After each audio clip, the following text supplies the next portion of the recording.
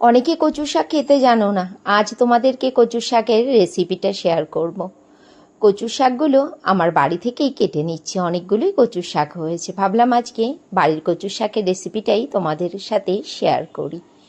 কচু শাকগুলো কেটে নিয়ে তারপরে হাত দিয়ে জল দিয়ে ধুতে যেও না, তাতে হাত চুলকানোর ভয় থাকতে পারে। খুব সাবধানে কচু শাকটা ধুয়ো। যদি বাড়িতে গ্লাভস থাকে তাহলে হাতে গ্লাভস পরে নিও, বা ঝুড়িতে ফেলে ধুয়ো, কেননা কচু শাক সরাসরি হাতে লাগলে অনেক সময় হাত চুলকায়।